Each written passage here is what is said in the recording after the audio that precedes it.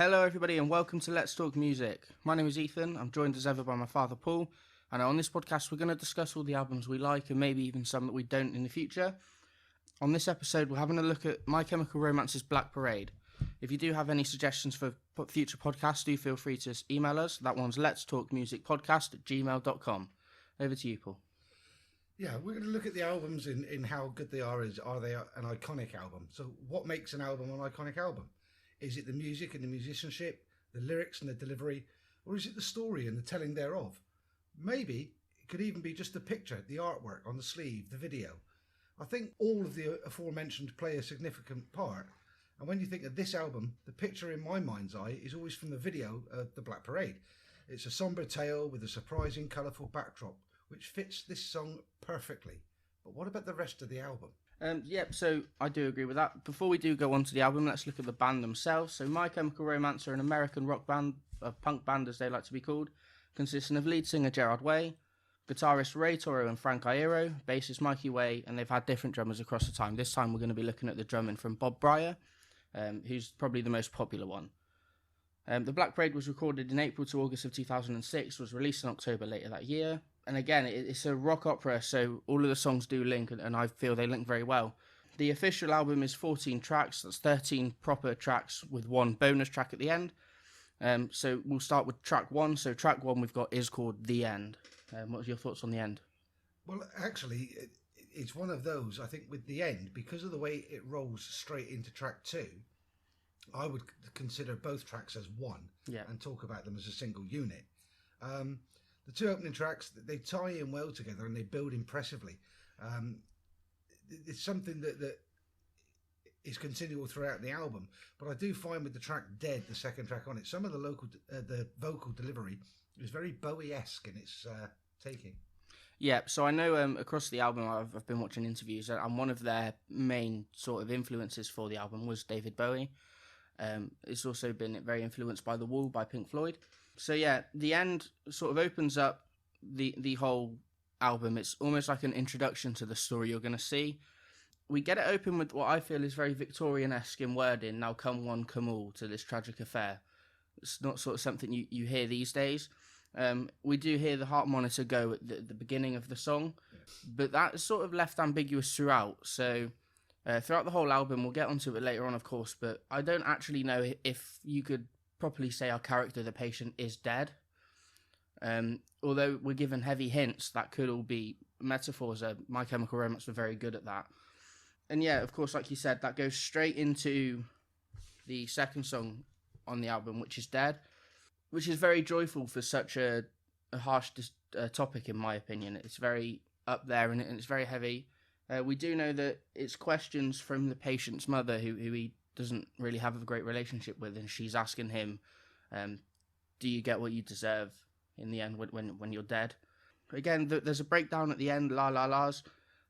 It's almost like stressful, and I know that was the intention. The intention with it was that it was going to be the patient's stress. He doesn't know how this is going to end for him ultimately. He's just found out that he's got an illness and he's got 2 weeks to live. I think, yeah, you're right. In as much as the two tracks together, they build this story for the patient, and the way it's delivered, it does leave you thinking, is he, isn't he? What is the issue with mother?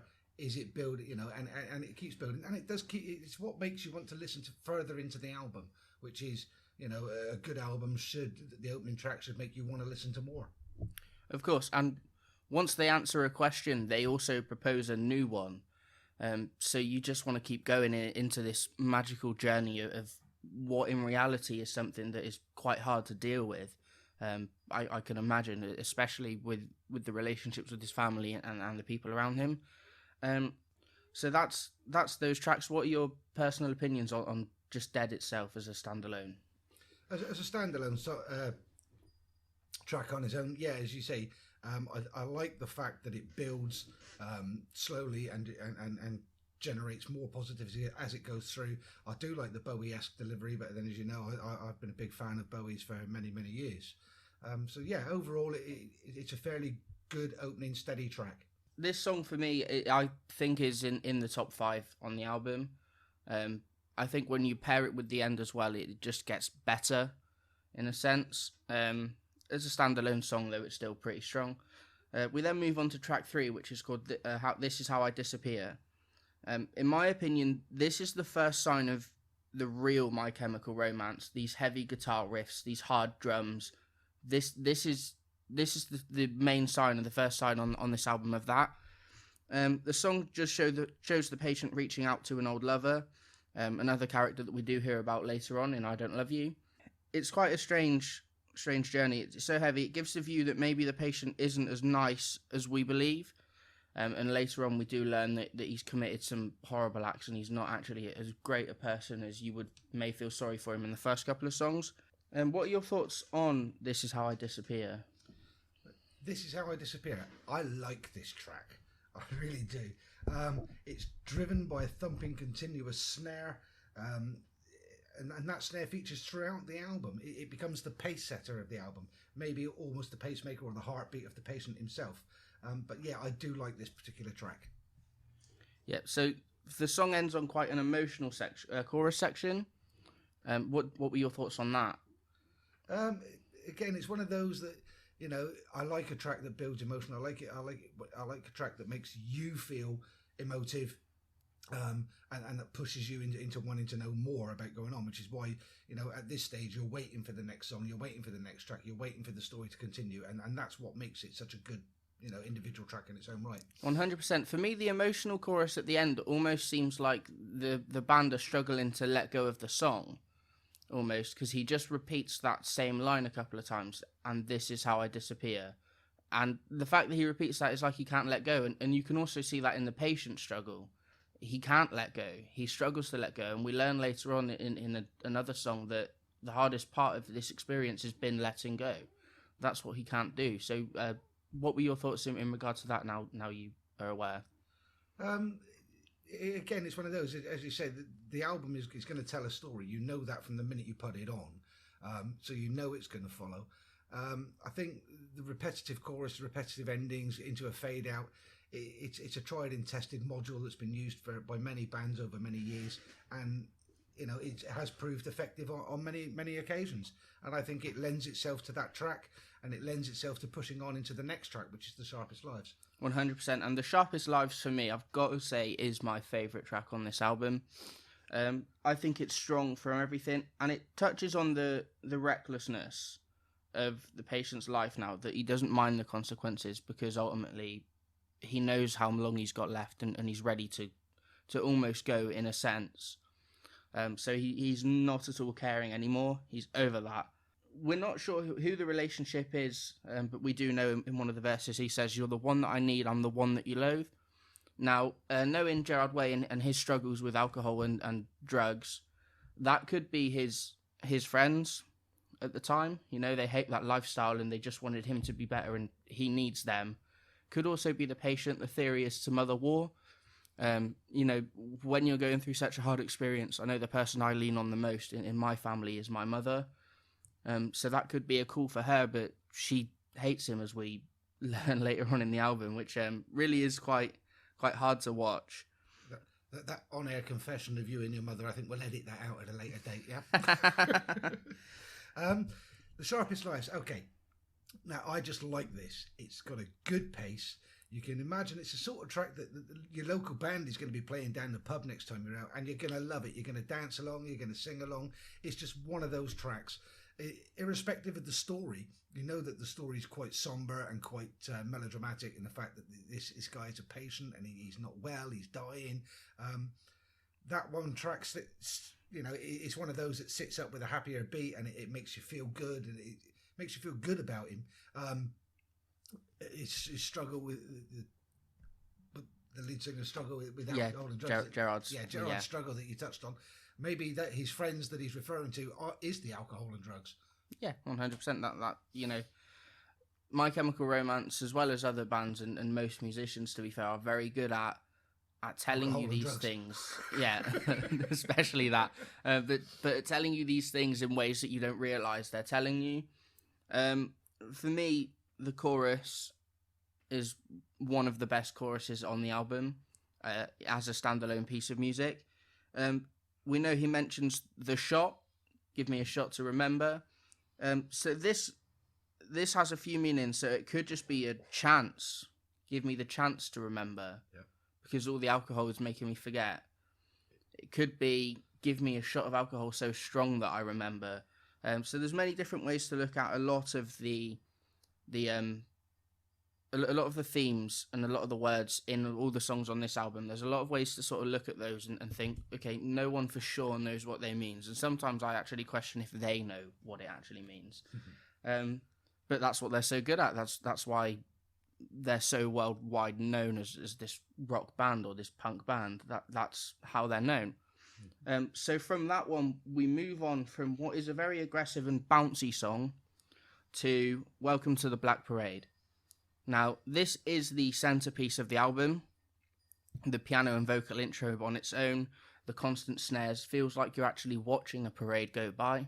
And then the gang vocal outro. The song is looked at and often referred to by many as sort of a Bohemian Rhapsody of an entire movement, the pop-punk movement, and maybe even an entire generation. I know for me, before I knew Bohemian Rhapsody all the way, I knew this song, and this song was like the biggest emotional journey in music you could ever go on. The whole album represents that as itself, but this song it's up there. It's one of the best songs. You can see exactly why it got so far. And again, what are your thoughts on it being sort of looked at as like a Bohemian Rhapsody of a generation, of a younger generation? I think a Bohemian Rhapsody, it's not. But as you said, for a generation, for a particular age group, I could imagine that it would be very emotive and give them lots of, I don't know what the word I'm looking for. It would be as inspiring to that generation as Bohemian Rhapsody probably was to ours. And again, everybody knows the story. Bohemian Rhapsody, when it first came out, was a mistake. It should never have happened. A certain DJ got hold of a copy of the tape, and the rest is history, as they say. Of course, yeah. So Gerard Way has expressed his belief, his personal belief. We won't go too much into personal beliefs and stuff. We like the music, but so he's expressed his personal belief that when someone dies, they're greeted by their fondest memory.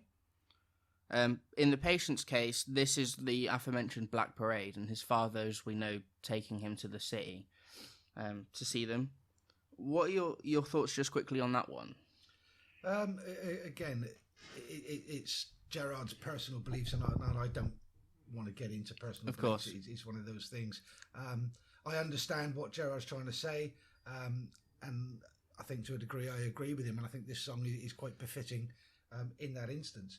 What I would say is this particular track, Welcome to the Black Parade, it is the title track, it is the centerpiece of the album, and the story taken within that is a piece of brilliance.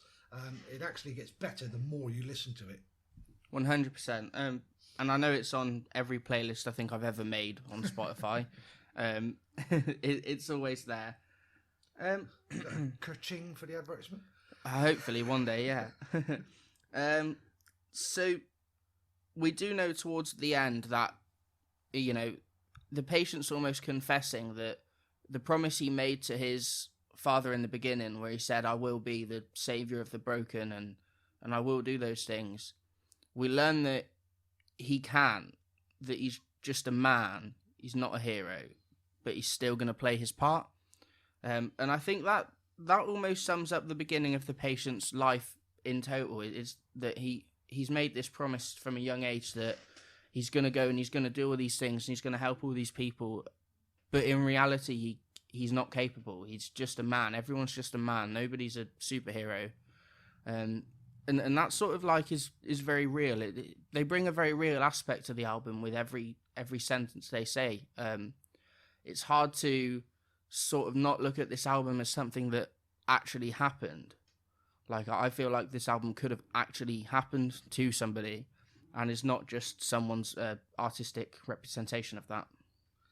I think, most songwriting, most album writing, when they put these things together, it is drawn from personal experience, from the experiences of known family members, with the artistic license of turning that into a story in a song. Okay. So from that really high at the end. It's very inspirational, and I know that was one of the intentions of the song. From that high, we go straight on to I Don't Love You. And what were your thoughts before I start on I Don't Love You? I Don't Love You, I found it a more melancholy take of a tale of breakups. However, like most of the album, it's one of those. It builds through to this great crescendo finish. It's a good, strong, steady track on the album. Yeah, it is. It's one of those. It's one of the a good, strong, steady. I think the whole album, from the point of view, it builds that each individual number builds that way and goes that way, and it becomes almost a repetitive strain through the album, but at the same time, in a good way. Of course, yeah. So I Don't Love You is known by many as the band's literal attempt at capturing heartbreak, and I think they've done it well. I know when I've gone through breakups, this song is one that I've looked at and thought, this is real. Like, I completely can understand where everyone's coming from on this track. We're not sure if it's an old relationship or the end of a current one as the patient faces his inevitable death. It's made clear from the beginning that if she comes back, he doesn't want to know because he's ready to go. But then in the chorus, he contradicts this by saying, would you have the guts to say, I don't love you anymore, essentially. So it's sort of like a weird lookout from there because I'm not sure who's talking in this song. I'm not sure where this song's coming from, but I do know that whoever it is in a lot of pain. And who's to blame for the relationship ending? Is it her? Is that what he's trying to say? Or I think it's one of those. It's almost down to interpretation. It could be from multiple aspects, multiple views. It could be him starting, her starting, him finishing, her finishing. I think it does mingle into itself, that it's two people going through the same emotional time and putting it through in a very similar vein and light. Of course, okay. So with that being said, in the chorus itself, it's only a couple of lines, which we usually get a big chorus like a hook, don't we? That is what people keep playing over and over and over again. In this one, it's very small, and I think that builds into the melancholic feel of the song from the get-go. And some of the songs on this album, including Welcome to the Black Parade, they sort of start as this slow, this is a sad story almost, and then they build into this big, almost like psych, this is really heavy and really fun. This song is one that keeps the melancholy feel throughout. Yeah. And I think it does it very well. You can tell that the person in this song is hurt and he's got a lot of pain, physical, mental, emotional. This is a man who's in his dying days as such, although we may learn later on that might not be the case. It's sort of left up to it's left up to your opinion, really, isn't it? In terms of the story, the song for me, it really pulls at the heartstrings, and it's emotional. But in my opinion, there's another song on this album that does that a whole lot better. What are your thoughts on that? Is there one that you feel is more emotional, or? I think there's a lot of emotion run throughout the album. I Don't Love You, as you say, is a very emotional song, and I think there is another one that is not just emotional but very thought-provoking. But we'll come on to that when we get there. Of course. So we go from that to track number 7, which is House of Wolves. Now, I know you have strong feelings for House of Wolves, so I'll let you get those out of the way. Well, I have strong feelings for House of Wolves. A House of Wolves is a part of the story that at first you think it doesn't fit, but it does. And you get onto that. And the reason you think it doesn't fit is because, as we've talked about My Chemical Romance and the songs on this album, they all start and they build and they build. House of Wolves doesn't do that. This is a driving rock track, and one of my favourites from the album. From the obvious, it's got a very slight heavy metal influence to it. In fact, it drives along to those. You can almost feel yourself starting to wave your head and shake your hair like we did in the old days. I think the only thing it's missing is a great big ripping guitar solo through the middle of it. Yeah, and that's something that the guitarists of My Chemical Romance, in my eyes, going on to them, are very overlooked because they are very good, but they don't have the minute-long solos like someone like Dave Murray from Iron Maiden would have, or even Dave Gilmour from Pink Floyd. You know, they don't have these big guitar solos in most songs, and when they do, it's only a flash. And I think that's sort of to not take away from the emotion of the song and the song's point. The song's trying to get across a point, and I think if you add something like a guitar solo in there, which is purely just to show the skill of your guitarist, really, I don't feel like you should need to. I'm not saying that they're bad. I love a guitar solo, 100%. But you probably shouldn't need to say, look how good our guitarist is, when you've got songs that have a driving guitar through constantly that people recognize instantly. I think that, you know, what you're trying to say is acceptable. But if you've got a guitarist, like, as you say, like Davey Murray or Stevie Vai or somebody like that, then you want those guys to perform because you know that they are the best in the business at what they do. I think House of Wolves and I think the My Chemical Romance, let's be totally honest here, they're a modern pop punk band. They're not a heavy metal band, so you're not going to get the ripping guitar solo. You shouldn't look for it. I just think that I can imagine somebody like Metallica covering this and putting a great big ripping guitar solo through the middle of it, and it's still not taking away from the song. No. So the song is like you said at the beginning, it's very fast and it sort of sets its own pace from the offset. It's the first thing you hear. For me, it feels like a sort of heavier take on jazz music. I know that the point is that he's arriving in hell, and when you think of Bad Places, you think of these off the alleyway sort of bars that aren't very good, or dive bar-y. And I do get the feel from that almost instantly in the track. It's almost like the patient is contemplating the dueling concepts of innocence and wickedness in a way. Like he's taking over, he's granting your permission when you're coming into hell, which, as we know, that shouldn't really happen because ultimately there's only one sort of leader in hell, and that would be the devil. But this guy's coming in and he's saying, like, that's me now. You answer to me now. It's almost like the patient mocks the religious people in the song as well, who think they have a chance of salvation. He says he's sung his Hey Hallelujahs, and look where he is. He's still here, so that doesn't matter. To him, at least. In the chorus, he comes to terms with what he's done, and he's ready to sort of put that aside now. But this song is almost like him getting everything that's built up inside out, I feel. Especially when you compare that to the next track on the album. This almost feels like it's a release. Like we all have those days where we come home from work or school or wherever, and we just want to release all our emotions. And in my eyes, House of Wolves is very much that for the patient. He's releasing everything. And this is, like he's screaming. And then in the next track, we're going to sort of hear about how he really feels, what's really inside. But how do you feel about that? Do you feel like it's sort of an emotional release, or? I find an emotional release. There are elements of the song where it's almost a celebration of what he's done. All right, he's going down into the gates of hell, as it were, but he's going down fighting. He's going on his terms, and I think that's where it stands out for me.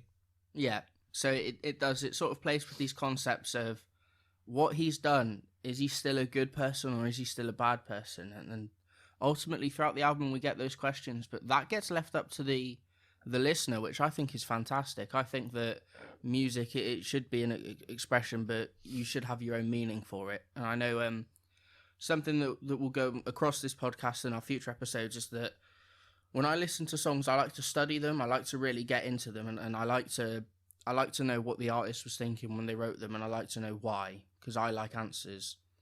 And there's some songs, especially from bands like My Chemical Romance or even Iron Maiden, Metallica, people like that, where you don't have a source that just says, this is what it means. This is what happened. And those are the bands I almost like the most, because it's like, I want the answers, but if you're not going to tell me, then I'm happy to accept that. And that's why I'm such a huge fan of these guys. And of course the others. So what we're going to do, we're just going to take a quick break now, but we will be back shortly. So we're coming back in strong. We're coming back in with track 8, which is a track called Cancer. So this track is the patient expressing how he feels really, almost like the real pain of his situation, and the reality is no matter what he likes to think he can portray to people, this is what it really is. Fun fact: Ray Toro actually plays bass on this track and not Mikey Way. No specific reason why. I just thought that was quite a funny fact, so I just thought I'd let everyone know. What are your thoughts on this track itself, Cancer? Okay, we talked earlier on track 6, I Don't Love You, about songs with emotions. Cancer is the one for me. It's back to the more melancholy sound. It's got a poignant storyline, and it's told within their own unique style, and it's very, very thought-provoking. It does make you think. For those of you out there that have family members that have struggled with or have suffered with cancer over the years,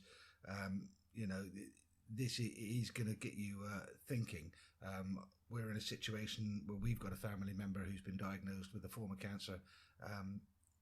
It is one of those tracks. It does grab you. It's a good track, don't get me wrong, but it is very thought-provoking. It is within the confines of the album especially. Yeah, and so the song brings up this sort of constant reminder of the patient's relationship with his mother, for me. Mainly the fact that he asked for his aunt. And he's almost planning his funeral in that first verse. He's asking to be buried in all of his favourite colours, but he's also letting people know that I'm not going to kiss you because I feel like I'm weak. And I don't want you to see me in this state, which is something that we know from other media, that people who do suffer with these sort of things, that's how they feel. Like they feel weak and they're not the person they used to be. And for him, like, the hardest part of this is letting go of all of his real emotions.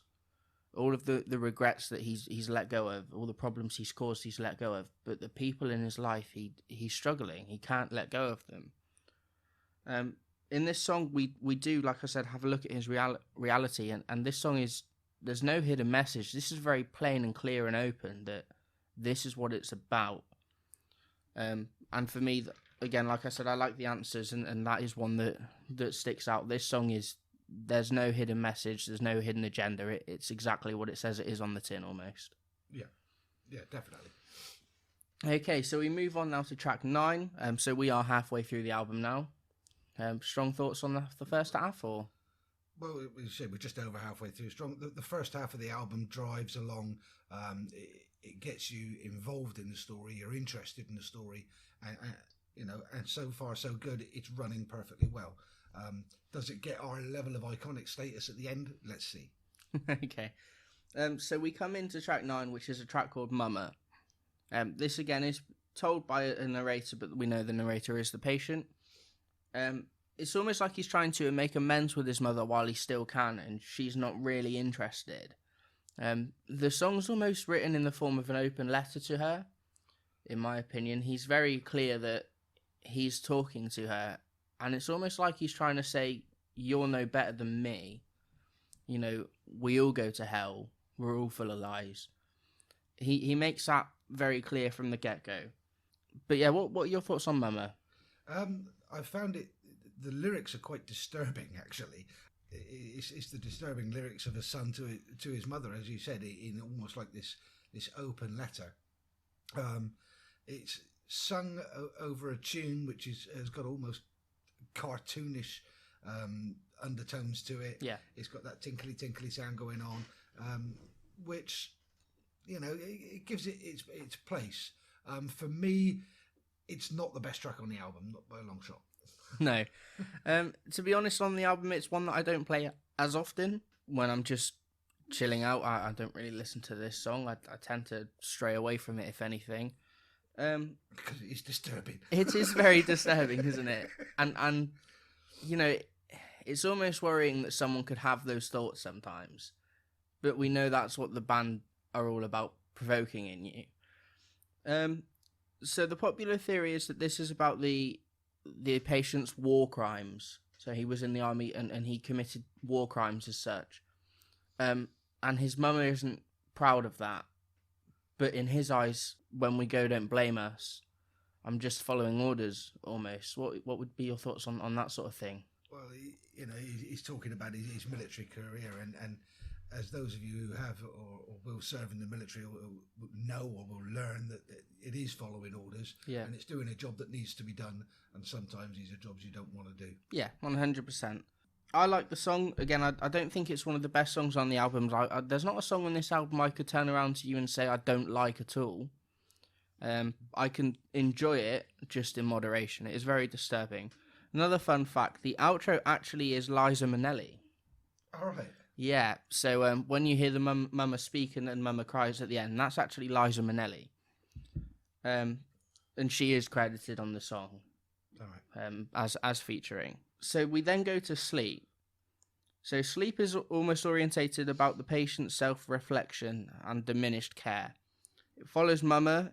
It's the belief that this could be a state of apathy almost. He believes his actions no longer have consequences at his final destination. We all know where he's going to go now. Fun fact, at the beginning they're speaking about terrors. Mm-hmm. So this is actually the voice of Gerard Way, our lead singer, and it's actually recordings of him experiencing night terrors where they actually recorded the album. So that's very real, and it almost brings across this from the get-go. This song is sad, almost, until we get into it. I believe the beginning of the song is very sad, and it's almost like the patient's ready to go. He just wants to sleep. He just wants to close his eyes and sleep.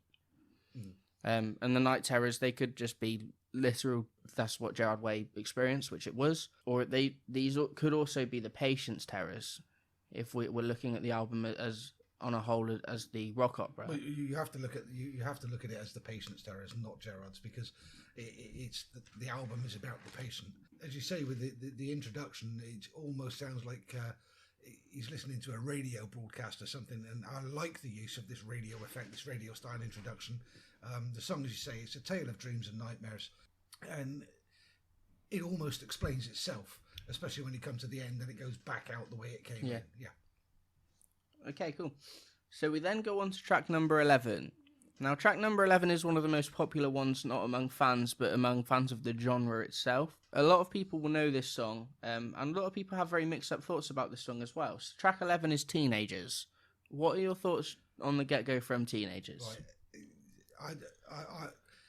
I could be in trouble here, but at this point, I think the album needed something more to re-engage the listener. But the band go back to their trusted formula. They almost succeed.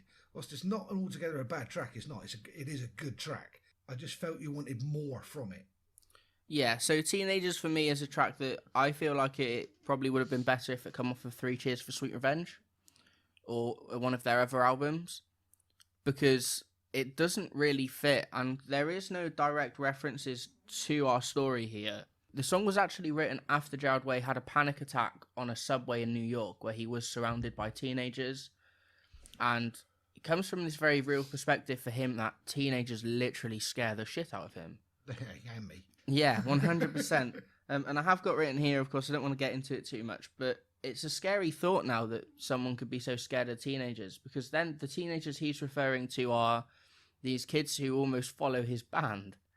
It's the outcast kids. It's the people that are there alone. Yeah, but this is not a new thing. I mean, you go way back to the beginning of the time and the 50s with the likes of Bill Haley and the Comets and Elvis Presley and all the rest of it. And here in Great Britain, we had this great thing, this teenage revolution of the Teddy Boy, and it then progressed in the 60s to the mod. So it's not this fear of teenagers and teenageism almost is not a new thing. So yeah, get over it. It's there. It's always been there. Yeah, 100%. It's just scary now looking at it, because we do have in the UK especially this high rate of illegal activity that's carried out by these teenagers who almost, if someone put their hand out to them and guided them in the right way, they might not be there. And that's what this song sort of sums up, is we're going to make you a part of our machine. And it fails. It doesn't work. It doesn't work like that at all. But we're not going to get into that, because that's going to get me in trouble somehow along the line. That's a debate for a political show, not a 100%, yeah. We'll reach out and get someone more qualified on that one.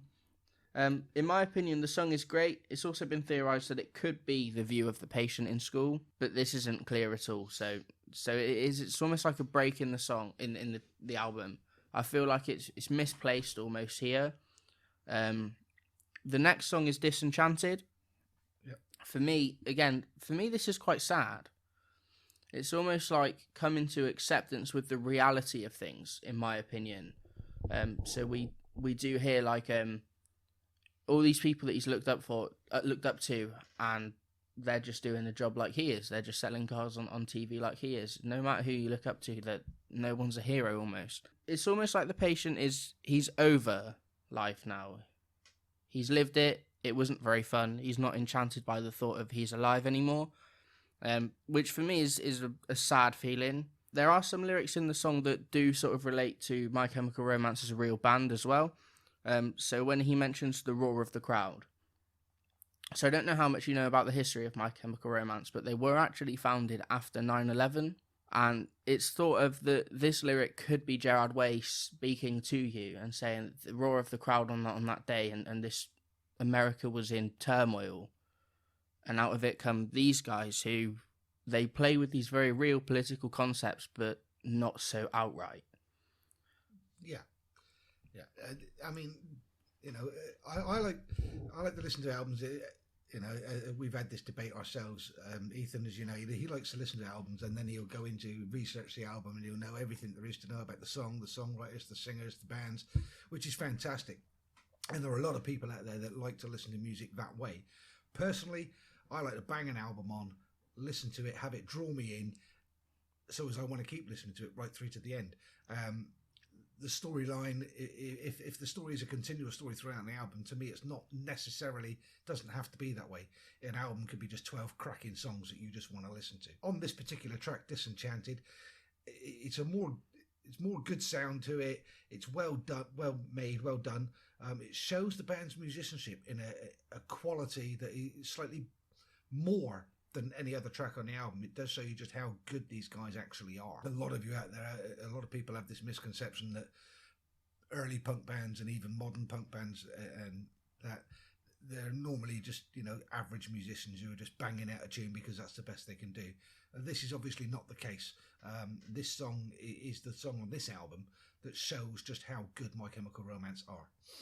Yeah, and so the pre-chorus is almost like the patient's answering a question from his family as well. He's made it clear throughout the album that his thoughts on life are that it's all a load of crap, really, and that it's a joke. We get this reoccurring feeling from him that life is a joke. And he brings that up even in Dead, where he says, if life's a joke, then why am I dying? Basically. We've got a nice little phone call going on here. We're recording. What's up? I'm so leaving this in. Hang on. Right, you're now live on air. Oh, piss off. Don't me on air. That's it. The first swear word on the show, it's my daughter phoning me up. Ridiculous. No, I just wanted you to do me a job, but if you can't do it, then it's fine. Tell me what the job is, I'll do it when I'm finished. Okay, we are back. So where were we? We're still talking about Disenchanted somewhere along the line. I think we're just about to go on to the next one, but yes. Okay, perfect. So the rest of the chorus of Disenchanted does sum up the feelings about life again. It's almost like he's saying to his family, if I'm so wrong, why do you listen to me when I say life's a joke? That was the point I was trying to get across before we were so rudely interrupted. So the main line of the chorus is, you're just a sad song with nothing to say. This feels like it's almost a mockery of these sad songs that are just all about gaining pity. It's a formula that Coldplay, I'm not calling Coldplay out, they're brilliant at what they do, but it's a formula they do a lot, where this is a sad song, we're releasing a sad song for the sake of being a sad song sometimes. And it's almost like they're mocking that, because we know that Gerard believes that songs that are sad should have a message, and that's why they're sad. It shouldn't just be sad, this is a sad song, pity me, in a way.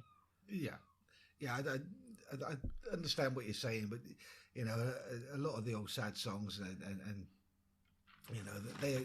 they have a hidden message, in as much as they're normally about love and breakup, and which takes us back to the breakup song we've already had on this album. There's always going to be one or two, one there. As you say, there are bands like Foreigner in Chicago who made a career out of it, but that's another story. Firing shots.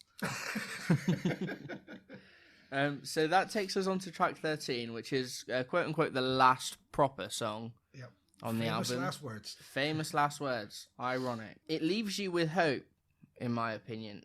It leaves you with this hope and this feel that, okay, is the patient dead or does he make it out alive? What are your what are your thoughts on that? It's giving me weird faces as I was talking then. I think he's one of those. I think that it's not all despair. You know, those of us who've lost family members, lost parents, whatever. You know, life does go on, and I think that is what this song is getting across. That if this patient has gone, if he's dead, whatever, life does go on. There is life. It's the one song where the narrator or the patient, whatever you want to call him, is saying, you know, this is his end. He's gone. It's finished. But there is life for the rest of you, for the listener to continue. And I think that's where this song comes in. I think also, you know, famous last words. This song brings this record to a natural close. It's much the same vein as throughout the rest of the album. Again, it's just a fitting tribute. Song at the tail of the album where it should be. Yeah, 100%. For me, it's a song that when I did my GCSEs, I listened to because it really does, it pumps you up almost, which is weird as a closing song. But ultimately, that's what the song's about, and many of the lyrics do tie into the band state while recording the album. So at the time they recorded this song, Mikey Wade, Gerard's brother and the bass player, was actually ready to leave. And he did temporarily for a small piece of time. And it's often thought that, and even said by Jared himself, that some of the lyrics are him calling out to Mikey, especially in sort of the beginning of the song, where that's what he's sort of calling out to a band member, but it fits so perfectly with the song. And that's what they've done throughout the whole album, I feel. Some of the topics that have been very real, they've still linked in with our story so that we don't get too distracted on that. The only song that is an example where they do get a bit distracted is Teenagers, in my opinion, when we look at it as a concept album and a rock opera. But other than that, they keep this going all the way through. Yeah. These are real messages, but also this is our story, and let's not get distracted by that. I think when you say that, you know, famous last words was more upbeat, and you thought it was a surprise at the end of the album. To me, it's befitting. It's in the right place on this album because it's, to me, a good album as an opening track that makes you want to go through and listen to the album. And the ending track has got to be almost as strong, if not stronger than the opening track, because that tail track is the one that makes you think, hang on a minute, when's the next album? That's what I want, you know. And famous last words is an adage to that and helps do that. 100%. And it really does leave you thinking, and I know I've made this point a couple of times throughout the whole album, but it does leave you thinking about what happened. You know, the last we hear from the patient is that he's not afraid to keep on living, but he's also not afraid to walk this world alone. So we don't know what is this world. Is it our world? Is it his world? Is it, you know, but he's not afraid to keep on living. And it's almost like his tunes changed, because at the beginning a lot of the songs felt like I'm not afraid to die because I have no regrets and I'm not afraid to die. And now he's flipped it on his head and he's not afraid to keep on going either. So you never really know what sort of happens come the end of our song. Now we will get onto the bonus track, which is Blood. Yeah. And that almost does answer our question. Does it? In theory. But so yeah, let us know. We will put a post up on Facebook after this has gone out, and let us know if you think the patient does live or does die before we get onto the bonus track. So let us know your opinions, and as always. Okay, so moving on to the bonus track. So this is track 14, which I mentioned earlier. This is a song called Blood. My notes here, I'll just let you in on our little studio secret. We've got notebooks out, and the first note under this song for me is "Blood is weird." Full stop. What are your thoughts? When I was listening to the album, I scribbled down notes on each song to remind me, you know, what I felt, what I thought of them. And I got to Blood, and it was like, this is a funny, almost like Monty Python edition. it's stuck at the end of the album, and to be honest, it's easily forgettable, and something I think they missed a trick with Blood, and I think they could have found something much better to add on as a bonus or a gift track at the end. I wasn't that keen or impressed by it. So for me, it's kind of funny because Blood is almost like this. The lyrics are very dark and disturbing, but it's in this old chipper style that always look on the bright side. Yeah, or the song that comes to mind for me is In the Navy. It's my God. It's in that style. It's almost like dark comic relief, which is quite weird because the album's pretty heavy, and the subject of the album and the topics they discuss, they're pretty heavy topics, and this almost feels like it's supposed to make you giggle, and that's why it's sung in this style. It does answer our question about the patient, though. So the popular theory is that Blood is a song sarcastically sung by the patient after he survives his operation. And that's why we have the line at the end, the doctors and the nurses, they adore me, which is really quite alarming because I'm such an awful fuck. Yes. So that's the thoughts behind those lines. Overall, it's very weird, but I will 100% encourage you to listen to just that 1 minute alone. It's fantastic, but it's weird. Overall, I think the album is amazing. It hits all the emotions and it ticks all the boxes that you want it to tick when you listen to music. It makes you think, it makes you cry, it makes you sad, it makes you happy. And it does that across a range of 13 fantastic songs. For me, favourite song is Sharpest Lives. I know for my father here, it's House of Wolves. But yeah, it takes you on an emotional journey that I think we can all learn a lot from if we listen to. And we can all think about what we've done and if we're happy, which is very deep for a first episode. So hopefully we're going to spin our wheel in a minute, and hopefully the next episode will be a bit more upbeat. Yeah, I mean, you're right. You're right. I mean, an overview of the album itself. Some of the tracks are very similar in the way that they're put together, which is a shame. But at the same time, it fits with the album. The storytelling within these is excellent and makes it definitely worth a listen. The musicianship is very, very good and crisp. The lyrics are delivered clear and precise and with a deliciously raspy tone. As Ethan said, best track on the album for me is House of Wolves all the way. Definitely up my street. I think the worst track on the album for me was Mama. I did find it quite a disturbing track. I think it is befitting with the album, and I think it deserves its place on the album. You can make that decision yourself when you listen to it, which I highly recommend you do. Yeah, and we will link the Spotify in the description of this episode for that one, so we will link the album. Yep. Do we give it an iconic score? Let's give an iconic score, go on. I would give it a 6 out of 10. Definitely. 6 out of 10? 6 out of 10, yeah. Only a 6, wow. For me, it's up there as one of the most iconic albums, especially for my generation. Yeah.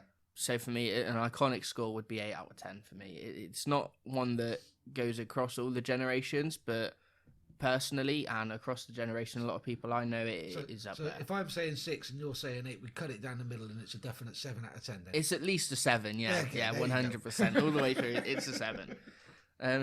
Any final thoughts? Yeah, you say about iconic albums. I mean, iconic albums are normally things that have been around for donkey's years, and you know, you only got to picture it in your mind's eye, and you probably know half the album. Is this an iconic album? Well, in years to come, yeah, I think it is. Perfect. Okay, I'm just getting up my my nice little roulette wheel. We're going to spin and tell you which album we'll be covering next week. So if you do stick around, that'd be fantastic. Do like us on Facebook and follow us on Spotify and anywhere this podcast is released. Okay, bear with me just a moment. You bear in mind, we put a list of albums together in a spinner on the laptop here on the computer, and what it's going to do is it's going to spin at random, and it'll select an album from a preordained list. Now, if you're sat at home thinking, "Hang on a minute, I think Welcome to the Jungle is an iconic album," or anything else out there you want to hear, like Number of the Beast, for example. Anything. It doesn't matter who it's by. It doesn't have to be a rock album. It can be a pop out. It can be Madonna's Like a Virgin if you want. Send us that that album title in, and we'll stick it in the spinner, and maybe one day you'll be responsible for the trash that we put out. 100%, and you will be shouted out for this. So if everyone hates it, it will be put on you. You can send those suggestions across to us on our Facebook page. That's Let's Talk Music. Alternatively, you can email that one across. The email would be letstalkmusicpodcast@gmail.com. Again, that's letstalkmusicpodcast@gmail.com. So we're going to spin the wheel to find out what's next. It's a very weak spin. So the next episode will be Welcome to My Nightmare. Oh, Welcome to My Nightmare. Classic Alice Cooper. Can't wait for that. Perfect. So we'll get onto that one next week. I'm not sure what days these are going to be uploaded, but we will be notifying everyone on our Facebook page by then. So as always, like us. Don't forget to send your suggestions across to us, and we'll see you all next time. Thank you for listening. Thank you.